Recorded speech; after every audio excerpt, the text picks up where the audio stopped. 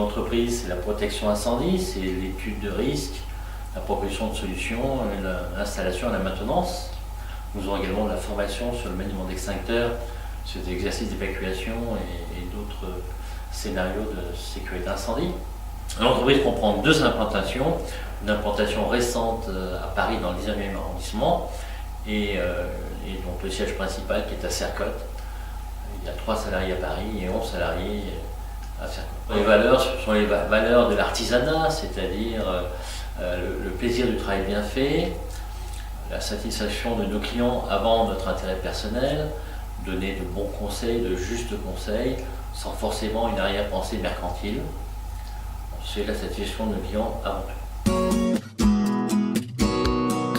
Le premier projet positif de l'année 2013, ça a été pour nous le rachat d'une petite société sur Paris qui s'appelle la société Alterna, qui est installée dans le 19e arrondissement et qui travaille dans le métier de la sécurité en général sur Paris. Donc nous avons souhaité trouver une implantation à Paris pour développer notre activité, trouver un autre marché régional que celui de la région Centre. Pour cette entreprise, nous lui avons apporté notre savoir-faire en matière de protection incendie. Et donc l'un dans l'autre, on devrait arriver à faire des choses merveilleuses sur Paris. Dans notre quotidien, nous sommes tous impactés par le risque incendie qui par ailleurs a toujours existé. La législation s'affine en la matière. Quelles évolutions de la réglementation voyez-vous poindre? Et ces évolutions vous permettent-elles d'envisager une croissance de votre entreprise?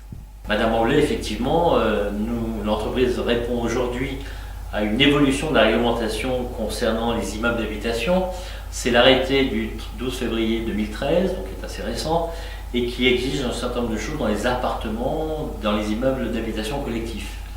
Notamment l'installation de détecteurs autonomes avertisseurs de fumée, qui était obligatoire depuis 2011, mais dont les conditions d'installation ont été précisées.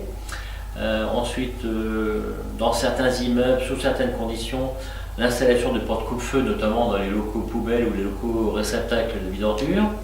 Et troisième point, essentiellement, l'affichage de plans d'évacuation dans les halls d'entrée des immeubles d'habitation avec des nouvelles consignes de sécurité qui ont été éditées le 12 février 2013.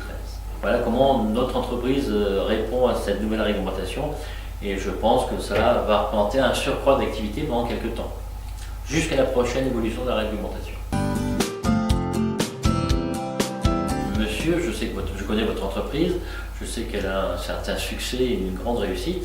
Quelles sont vos clés du management pour emmener vos salariés dans cette réussite?